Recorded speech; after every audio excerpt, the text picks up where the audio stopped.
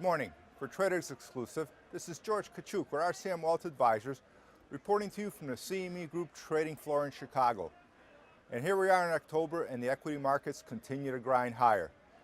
It's an important thing to bring up here now. Everyone, the financial press is obsessed with the idea that this October is the 30th anniversary of the 1987 crash. This year, 2017, ends in the number 7, so it probably means we're going to crash again. Well, the truth is, right now, there's zero indication of that. In fact, let me relate a joke on Twitter. Someone tweeted the other day, a fellow trader, he said there's good news and bad news. The good news is it doesn't get any better than this, and the bad news is it doesn't get any better than this. And specifically, what a lot of us traders see and what we're referring to is a lot of the things that were basically making us think like maybe this market may be cracked, maybe something wasn't right underneath. A lot of the sort of indicators we look at are just keep improving and improving. More specifically, I talked about last week about the small cap stocks breaking out, and that's holding up. And it's important because the small cap stocks were a lagging sector, they were underperforming.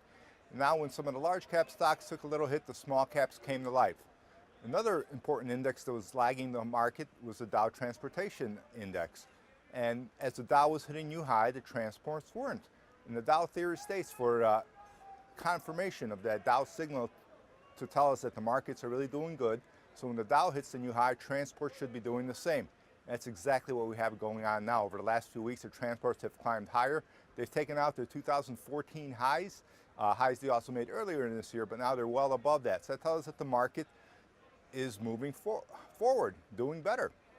Now also, we can look at a few other things. There's an index called the Value Line Geometric Index. And what it is stocks in the Value Line survey. It's about 1,700 stocks, and it's very broad-based. And it looks at the mean average gain of each of all these stocks. And basically, right now, that index just broke out into a new high, and that's a 19-year high. So basically, that index has gone nowhere for 19 years. So another signal confirming that the health of the market. Market breadth continues to do very well. If we look at the NYSE Advanced Decline Line, it tells us again all stocks are participating. If we look at the new highs minus new lows over the total NYSE stocks, again, that's a very positive sloping line. And again, these are the kind of things you see in a very bullish environment, not in a bearish environment. So, which is why we're very positive on this market going forward. Now, of course, anything can happen. However, we stay with the probabilities. So we continue to monitor the market. And that's when we always tell you, let price and volume be your guide. So we continue to watch the indexes, look for days of distribution, which we don't have at this moment. We tend to have more signs of accumulation.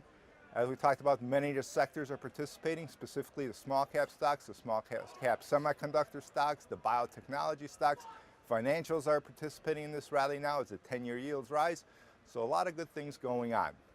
So we never want to get too comfortable or too complacent. We continue monitoring it.